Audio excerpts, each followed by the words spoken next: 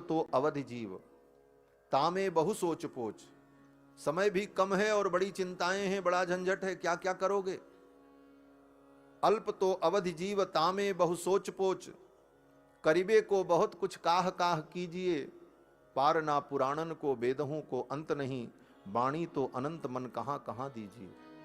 काव्य की कला अनंत छंद को प्रबंध बहु राग तो रसीली रस कहां कहां पीजिए।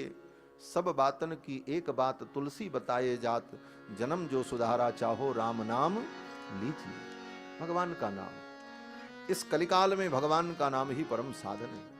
अजामिल की कथा के माध्यम से भगवान नाम की महिमा का वर्णन किया। इसके बाद भगवान के परम भक्त वृत्रासुर का चरित्र आता है। वृत्रासुर त्वष्ट्रा महर्षि के यज्ञ कुंड से प्रकट हुआ था, असुर था, लेकिन उसकी भक्ति बड़ी विलक्षण थी। भगवान के प्रति अनन्य भक्ति असुर होते हुए और निष्काम भक्ति। इंद्र से जब युद्ध करने गया तो वृत्रासुर ने इंद्र से कहा, आओ मुझसे युद्ध करो, विजयी तुम होगे, मैं मारा जाऊंगा, मुझे पता है, लेकिन हे इंद्र, जब मैं अपने प्रभु का ध्यान करने लगूं तब तुम मेरे ऊपर वज्र से प्रहार करना। और वृत्रासुर ने बड़ी सुंदर स्तुति की।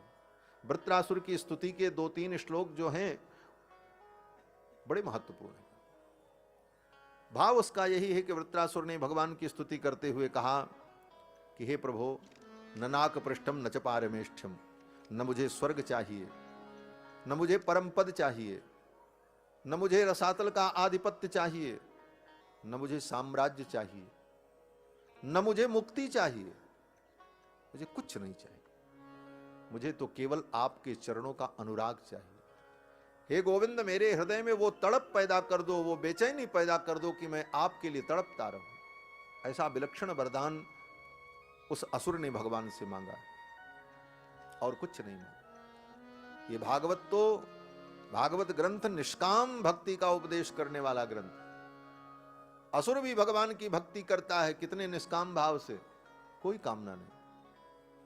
इसके बाद 7वें स्कंद में भगवान के परम भक्त प्रहलाद की कथा आती है। ध्रुव और प्रहलाद, ये 2 भक्त बड़े विलक्षण हैं। ध्रुव का चरित्र आपने सुना, और इन दोनों ने 5-5 वर्ष की अवस्था में भगवान का दर्शन प्राप्त कर लिया। और इन दोनों के गुरु भी एक ही हैं। कौन? बोले नारद जी।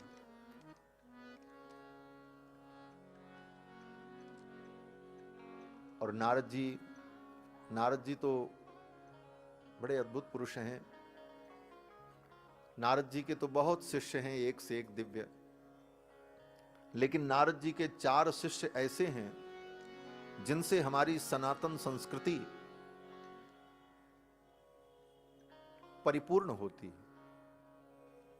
नारद जी के 2 शिष्य बूढ़े और 2 बच्चे, बस 4 शिष्य बड़े महत्वपूर्ण हैं। नारद जी का एक बूढ़ा चेला कौन है? बोले वाल्मीकि महर्षि हैं, जिन्होंने रामायण लिखा। और नारद जी का दूसरा बूढ़ा चेला कौन है? वेदव्यास जी महाराज, जिन्होंने 18 पुराण लिखा। ये दोनों नारद जी के शिष्य हैं। नारद जी ने वेदव्यास जी को भी ज्ञान दिया है और वाल्मीकि जी को भी दिया। वाल्मीकि जी की रामायण और वेदव्यास जी के 18 पुराण और महाभारत को हटा दो, क्या बचेगा हमारे पास? नारद जी का ये प्रसाद है इनके 2 बूढ़े शिष्यों का। और नारद जी के 2 बच्चे शिष्य हैं, एक ध्रुव और एक प्रहलाद, जिन्होंने 5 वर्ष की अवस्था में भगवान का दर्शन प्राप्त किया। प्रहलाद जी का चरित्र यही है कि प्रहलाद के पिता हिरण्यकश्यपु ने भगवान से द्वेष किया। क्यों? क्योंकि हिरण्यकश्यपु के भाई हिरण्याक्ष को भगवान वराह ने मारा था। इस कारण से हिरण्यकश्यपु भगवान से द्वेष करने लगा और बदला लेने के लिए तप करने गया कि तपस्या करके शक्ति प्राप्त करे। सतेपे मंदर द्रोण्याम तपः परम दारुणम। मंदराचल पर्वत की तलहटी में 10,000 वर्ष तक हिरण्यकश्यपु ने तपस्या की। पैर के अंगूठे के बल खड़े होकर ब्रह्मा जी प्रसन्न हो गए और ब्रह्मा जी ने आकर के कहा, वरदान मांगो। उत्तिष्ठोत्तिष्ठ भद्रम ते तपस्सिद्धोसि काश्यप। हे कश्यप के पुत्र, तुम्हारी तपस्या सिद्ध हो गई, वरदान मांगो। हिरण्यकश्यपु ने ब्रह्मा जी से यही वरदान मांगा कि